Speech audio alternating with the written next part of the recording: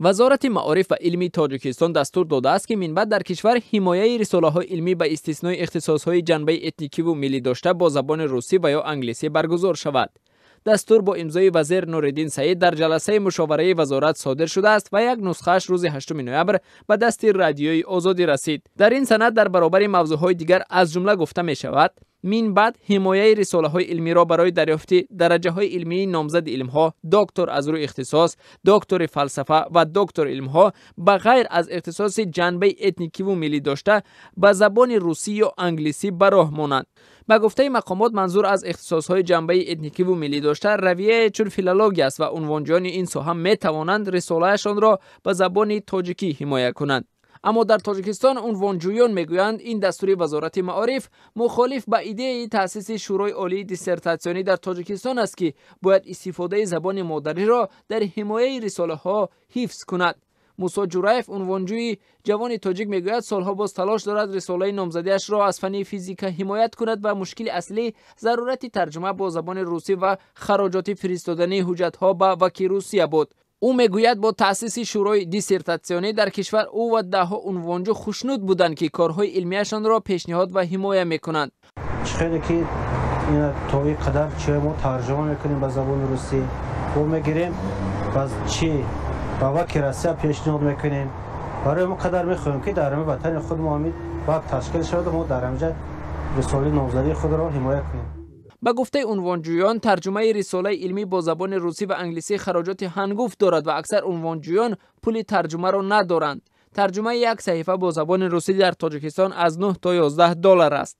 تاجیکستان سال 2013 کمیسیون عالی اتستاسیونی تأسیس داد و تا آن وقت رساله های علمی عالمان تاجیک در کمیسیون عالی اتستاسیونی روسیه ارزیابی میشد. برخی از دانشمندان تاجیک میگویند این طلبات وزارت منطقی است زیرا در صورت دسترس بودن این کارهای علمی با زبان روسی و یا انگلیسی دایره کاربران آن وسیع می شود.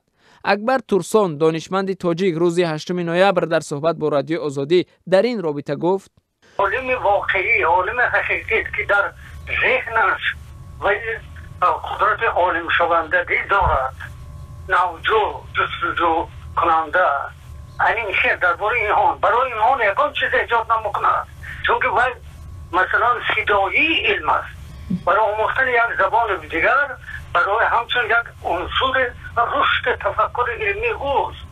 این باعث اعتراض قرار نمیگیرد.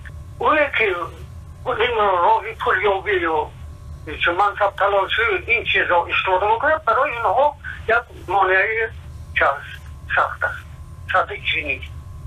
با این وجود اکبر تورسون گفت او مقابل تأسیس کمیسیون عالی اتستاسیونی در تاجیکستان است چون که عین زمان کشور ظرفیت ارزیابی درست رساله های علمی را ندارد و این سطح و صفت علم را در تاجیکستان پایین میبرد.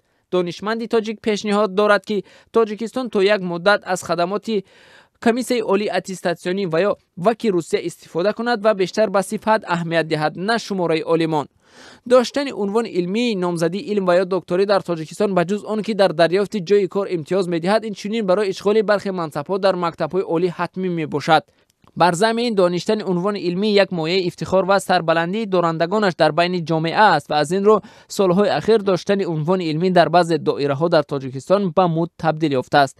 بنابر داده‌های آماری سال 2016 در تاجیکستان 2590 نفر نامزدهای علم و 227 دکتر علم فعالیت می‌کردند.